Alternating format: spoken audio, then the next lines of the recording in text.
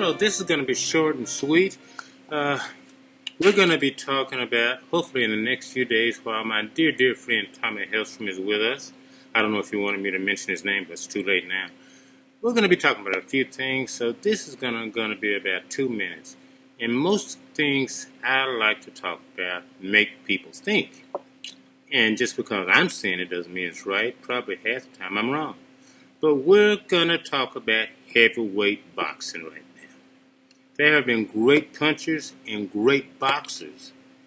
And sometimes they're the same. A great puncher and a great boxer. One example in the heavyweight division is Mike Tyson. He could box and he could punch. We all know he could punch, but he was a good boxer too. But usually we think of boxers as that big, fearsome person like Sonny Liston, George Foreman, and back in the old days, Jack Dempsey. I believe that the most fearsome boxer, and I know a lot of people are going to say, wait, Mike Tyson. Okay, it's just my opinion. I think the most fearsome boxer of all time was Charles Sonny Liston, who had the distinction of not knowing no record of his birth, and we really don't know when he died. Isn't that amazing? So basically he didn't live, but we do know between 1961, I believe, and until he met a person named Muhammad Ali or Cassius Clay, he was thought to be invincible.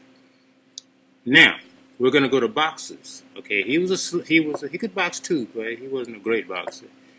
Now, I believe the greatest boxer in the heavyweight division, not of all time, but in the heavyweight division, was Muhammad Ali, who was before that Cassius Clay. All right, but let's talk about styles.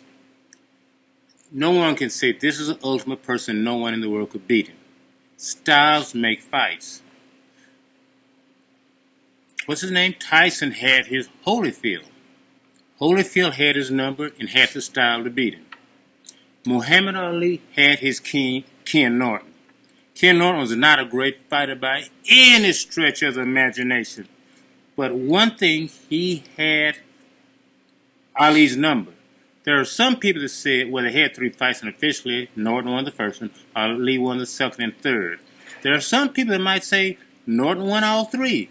In my opinion, I would have called the first one a draw. I don't think Norton won the first one. The second one, I would call also a draw. But the third one, I lean toward Ali. The point being, Ken Norton gave him a run for his money and had the style to beat him. So there is no one style or one fighter who you can say was the greatest of all time. Nobody could beat him. Okay? At one point in time, they thought Tyson was unbeatable. A few years before that, they thought big George Foreman was unbeatable. Well, we know that ended up not being true.